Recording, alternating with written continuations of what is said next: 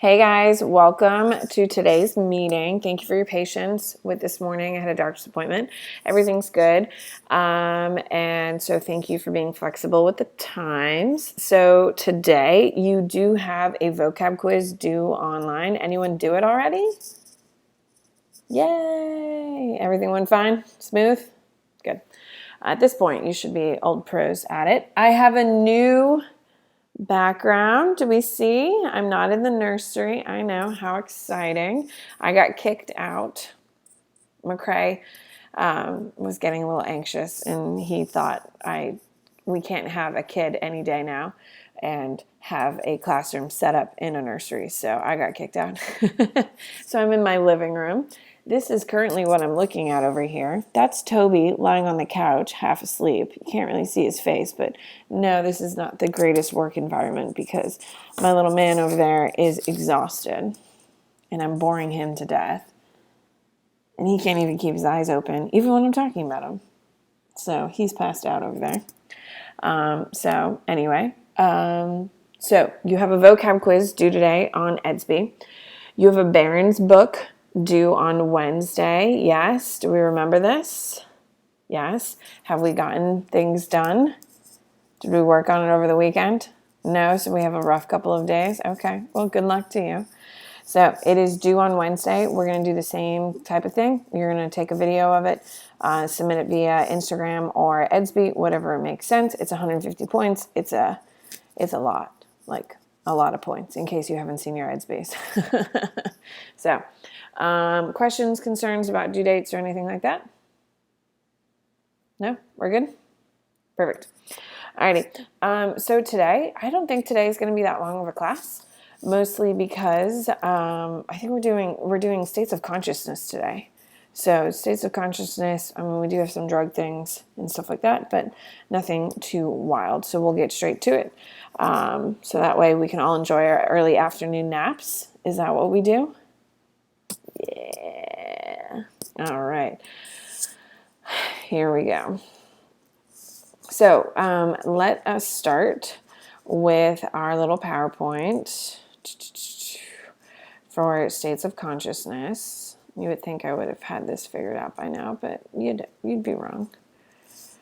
All right, so when we talk about states of consciousness, of course, the first thing you should be thinking of is, keep in mind on Friday we talked about sensation and perception. No, Thursday we talked about sensation and perception. On Friday we talked about your AP exam. We had a pretty short class. And today we are doing states of consciousness.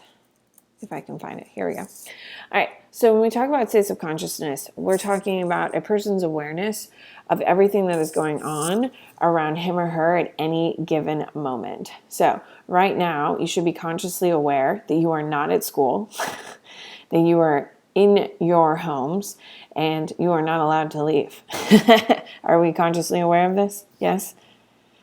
I feel like every day it takes a little bit more reminding that is the reality we live in.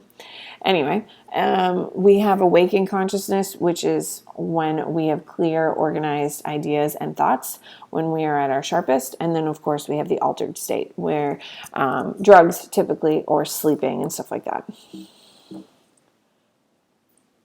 So, necessity of sleep. So we're going to start right away with sleep cycles. When we deal with sleep cycles, we're dealing with our circadian rhythms, which is our bodily rhythm that lasts over about a 24-hour period. So hopefully, are you guys keeping a schedule, or is every single day wildly different? Anyone? Will anyone talk to me, or am I just talking to myself today? What time do you wake up every day, Nathan? 8:30 because I need to be up by 9 and I go to sleep at 11. Except for the weekends, then it's just the Wild West. I'm glad to hear that. Well, in my house, I've been trying to get to bed at like 9:30, 10, and then we wake up every morning at 5:45. And then 5:45, we're out of the house by 6:15. We take the dog for a long walk. We come back, we make breakfast, we watch half an hour of the news because you can't watch any more than that. And then we turn off the TV and then we go. And so my circadian rhythm is by 6 o'clock, I need to be doing something. By 7 o'clock, I have anxiety that I haven't started my day. That's your circadian rhythm. Now, all of ours have been thrown off a little bit. Can we agree? How well are we sleeping? Thumbs up or thumbs down? All right. It's a little bit of a mixed match there. So your circadian rhythm, if you're able to go to sleep really easily and wake up really easily, then you're listening to your circadian rhythm. If you're not falling asleep easily and it takes you forever to get up, that means your circadian rhythm is completely thrown off. So keep that in mind. And for you guys, it's really important that you figure out what works best for you. Now, when we talk about sleep cycles, we have to deal with the hypothalamus, which is the part of the brain that regulates our sleeping. And it deals with the internal clock, when to fall asleep, when you get tired and stuff like that. When we're talking about sleep, we have micro sleeps, of course, which is when you're staring off into space and you kind of oh my God, and you come back to micro sleep, and then you have sleep deprivation. Everyone knows someone who hasn't slept at all during this whole thing. Can we agree? Yes? Who's been binging too hard on Netflix, they hit the end of Netflix. That's sleep deprivation, when they have huge amounts of sleep loss, they can't concentrate, irritability, all that stuff. So there's a couple of reasons why we sleep. We have adaptive theory that says our pattern, the reason why we sleep at night is so we can avoid predators. Then we have the restorative theory that believes that our sleep is based on replenishment of chemicals and repair cellular damage to our brain. I think the restorative theory makes more sense, just because we need to, after a great night's sleep, don't you feel so much better about life? For sure. And so I think that's the reason why I personally believe. So when we talk about sleep patterns, we always talk about brain waves, and we talk about EEG machines. EEG machines are the machines we use to track brain activity. Now, I'm pretty sure this is, what week is states of consciousness? 7? Is it week 7 in your brain? It's week 8. Perfect. So if you open up your binders to week 8, there's no point recreating something. We already have all this information. If you open up your binders to week 8, you should find these notes that we did. Yes. Do we remember doing this? Yes. I see you, Sophia. I see you. All right. So when we talk about sleep cycles, we're talking about all the different levels in and out. So we are going to start with wide awake. Wide awake means you're in beta waves. So right now, the fact that you're listening to me, the fact that you're doing your Barron's book and pretending to listen to me, or you're just straight up playing video games and listening to me pretending, that's all using beta waves. So when you're wide awake, you have beta waves. Then you're in your first stage of sleep. Now, as you continue, there are a total of 7 cycles per night. Each stage of 1 through 4 is about 2 to 7 minutes. REM lasts for about 12 to 18 minutes. And light sleep is about 9 to 11 cycles, and heavy sleep is 3 to 4 cycles. So keep in mind, we start in full conscious awareness, wide awake, in beta. Then we slowly slip into stage 1, stage 2, stage 3, stage 4, which is the deepest, which will be delta, which we'll get to here in a second. And then our brain goes back up into REM, which is beta waves, which is where we're dreaming and stuff like that, where our brain is the most active. Now, what else about REM is really important? What else is happening here besides dreams?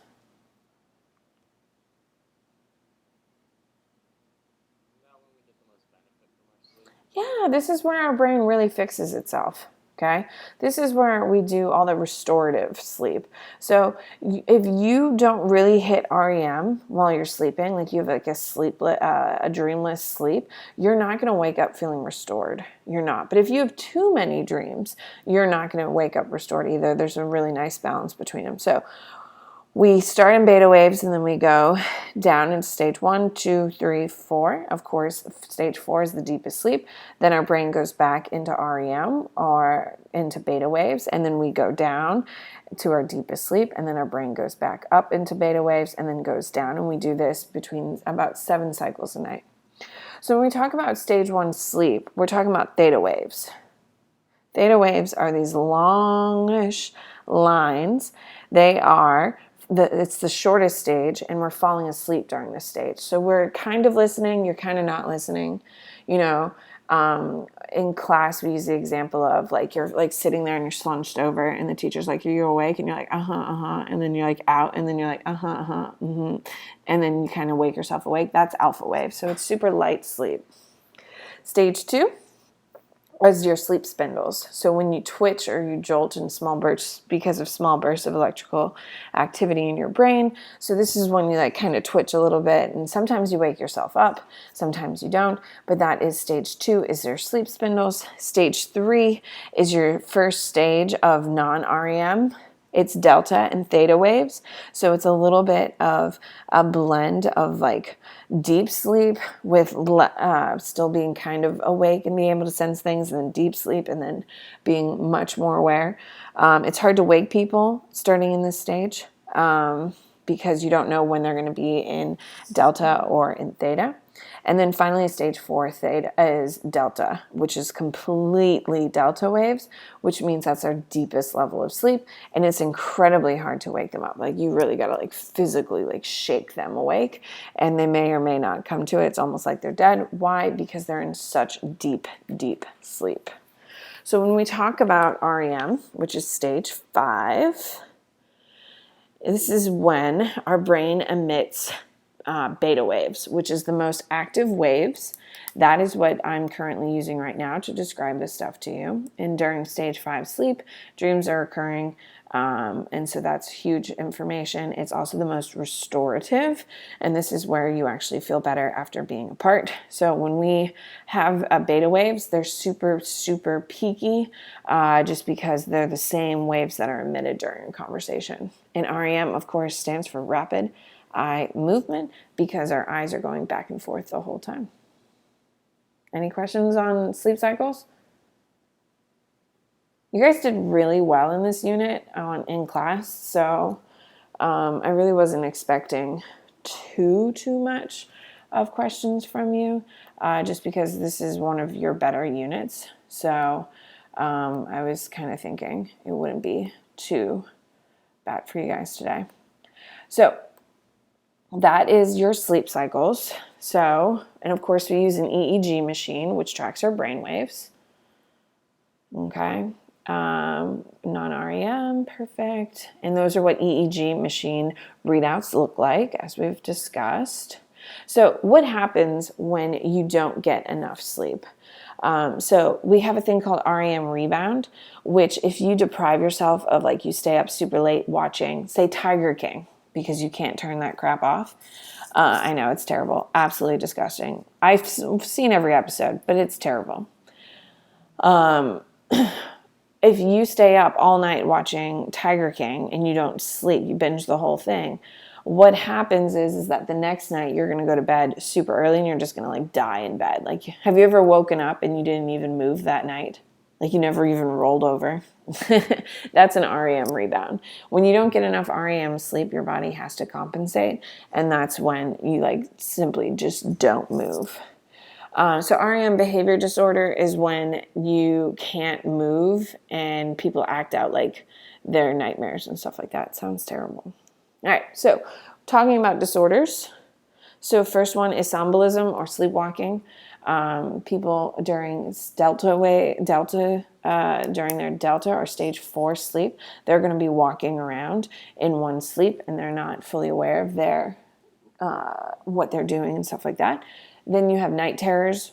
Every person experiences night terrors. It's a human condition, especially when we're small, but some people continue to get them on a regular basis. Now, you'll always get night terrors randomly and sporadically throughout your life where you just wake up in like a sheer panic. It happens sporadically. But it will happen randomly throughout your life. But like night terrors, as in a consistent thing, is something we as small children all deal with universally. And then you have nightmares. Now, the difference between night terrors and nightmares is nightmares has a plot line. Night terrors is you're just falling. There's some like crazy sensation. Like there's no story about why something's happening. Something is just like all of a sudden you're in a pit of snakes or something, or you're falling or something like that. So night terrors, there's no plot line. Nightmares, there is a plot line, like your best friend's trying to kill you or something like that. Now, other problems people have for sleep is insomnia, the inability to get to sleep, which is something I'm dealing with. It's part of pregnancy, the joys of pregnancy, which is why I've been posting like assignments at like 2 o'clock in the morning because I'm not able to get a good night's sleep and stay asleep. Sleep apnea, which is when you cannot breathe. Do you remember that video I showed you how the tongue cuts off air supply? Yes, do we remember this? Hello? The really creepy snoring dude? Yes. And then we have narcolepsy. Do you remember Rusty? He was so cute when he would run, sleep. Anyway, so narcolepsy is when someone goes immediately into REM sleep. So when any questions about sleep disorders? Yeah, I mean, you guys are good at this stuff. Like, this isn't where we have problems. Then we have dreams. Freud is the first person to really start studying dreams. Keep in mind, you have manifest content and latent content. Manifest content is the actual dream itself, while latent content is the hidden meaning of the dream. So, like for instance, I'm getting chased by a bear in the woods would be the manifest content. The latent content would be my mother harassing and screaming at me. That would be the latent content and her disappointment in me. And then we have activation synthesis hypothesis that believes that the brain is simply just so activation synthesis model is the belief that the higher cortex of the brain is just being worked through with electricity. That's it. So they're just random bursts. All right. So any questions about sleep? Nothing? Nothing? Okay. To the drugs. All right, here we go. So when we talk about drugs, we're talking about psychoactive drugs, which means that they alter your thinking, perception, and your memory. When we talk about drug dependencies, we're talking about physical dependence. So every time you take a drug, you have some sort of tolerance being built up to it. So on your 21st birthday and you have your first beer ever, you're going to get drunk off your first beer because you've never tasted alcohol until your 21st birthday. Then on your 22nd birthday, it's going to take you one full beer, not the first sip of beer, but the first full beer in order to get drunk. Tolerance. The more you drink, the higher your tolerance will become, which means it needs more alcohol for you to feel the effects of alcohol. So then you have withdrawal. Now, if you drink too much, okay, you get a hangover. I know you've never experienced these things because you're under 21, but on your 21st birthday, after you have your first beer, you're going to have a hangover. And that hangover is actually an alcohol withdrawal because your body becomes so dehydrated by pushing that alcohol out. Now, I'm, of course, using alcohol as a reference. This happens with every single drug. Keep in mind, caffeine is a drug as well. If you have a tolerance, anyone here addicted to caffeine? Okay, if you're addicted to caffeine, you have a tolerance for it. You may not even feel caffeine on the first cup. Anyone here required to have more than 1 cup of coffee? There you go. So that's a tolerance. Anyone here get a migraine or a headache if they don't have coffee? That's a withdrawal, is if you don't have it. Like my husband has a really bad coffee addiction. And so if you are like the feeling that you need a drug is the psychological dependence. There's some people who wake up who feel like they have to have a cup of coffee or they just cannot start their day. Anyone feel that way? No? Okay, that's a psychological dependence. You're going to see that a lot with alcohol, especially after your 21st birthday. especially when you get to like my age, at like age 30, like the idea of going someplace and like having dinner and not having a glass of wine with other people is very strange. It's just kind of like the psychological dependence of like, hey, if we're out with friends, we're going to have a glass of wine or have a beer or something like that. It becomes a psychological dependence. So when we talk about drugs, we're going to start with stimulants. These are drugs that increase the function of the nervous system or accelerate your heart, blood pressure, and all that stuff. Amphetamines is your first one. It's made in labs, so it's not found in nature. And cocaine is a natural drug. Comes from poppies. No, it doesn't. Yes, it does. Comes from morphine.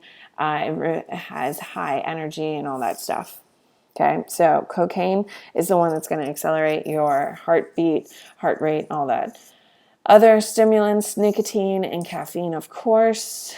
Okay, so when we talk about stimulants, make sure you know your grouping. Do you guys remember we did the rat party? Do you remember that? Where we had all the rats and stuff, and we clicked them, and they showed us the effects of the drugs. Do we remember this at all? Yeah, okay. So I don't think we ever got to do that. I think some of you did, didn't we? Sophia, didn't we do it? The rat party? I feel like we talked about it in class, and I think you showed us a little bit, but I don't think we actually got to do it like for real. I Here. remember you like bringing it up. Well, do you guys, here, do you want me to send you the link so you can kind of play with it? It's kind of fun. Here, let me pull it up so I can show you. It's pretty, it's super helpful. It's super educational.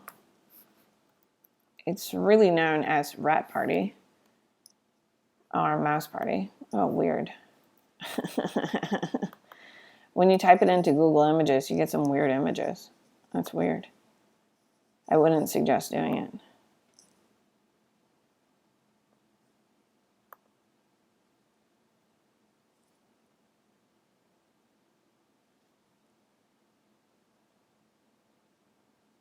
All right, it won't let me load for right now, but I'll send you the link if you care about it.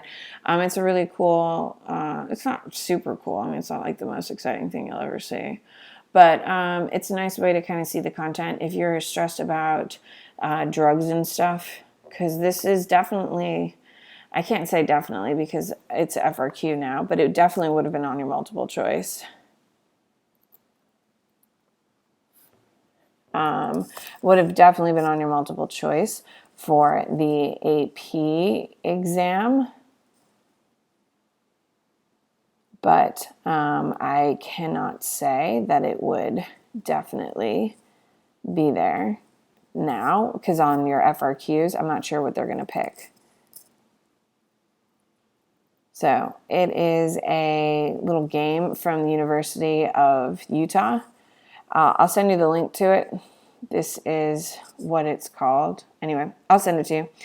And if you want to play with it, you can. It just shows you all the different ways of accessing the different types of drugs and the impacts of it and stuff like that. It's pretty cool. So some of you did it and some of you didn't. That seems strange, but that's fine. All right. Depressants are the next category, and these are drugs that slow your brain down. Barbiturates are probably the most famous. They're sedatives. Alcohol is probably the most popular one, of course. Even though people drink alcohol to go out and party, it actually slows your brain down, which is why when people get really drunk, they just kind of fall asleep and crash. Narcotics are also a part of this because it slows. And narcotics is another category of drugs, which opium, morphine, heroin, all that stuff is a big part of it. And these are all made from the same type of families. And then we have hallucinogens, which are LSD, PCP, and these are drugs that help you, that don't help you. They create imagery in your brain and stuff like that. MDA, all that stuff. Marijuana is in its own category.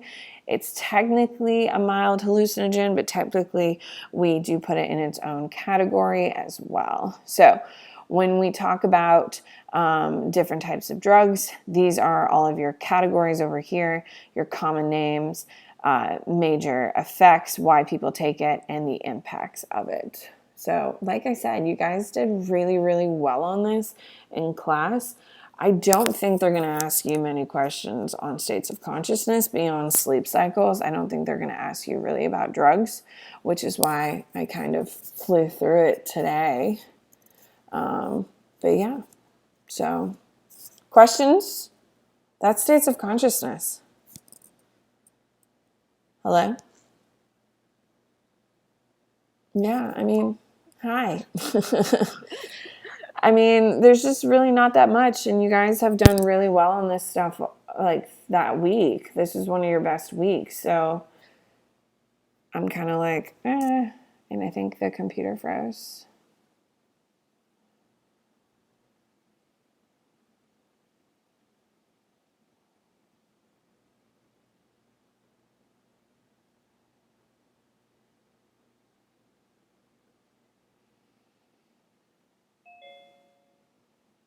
Hi. Hi, I think my computer froze. Did it? Yeah, I'm sorry.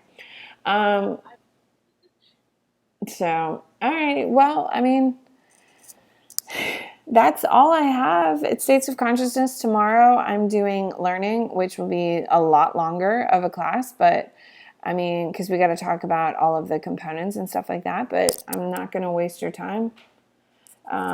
But States of Consciousness is your highest scoring week. So I was kind of like, everyone okay? All right. Well, if you're done, I'm done. All right. Well, enjoy your naps, guys. See ya.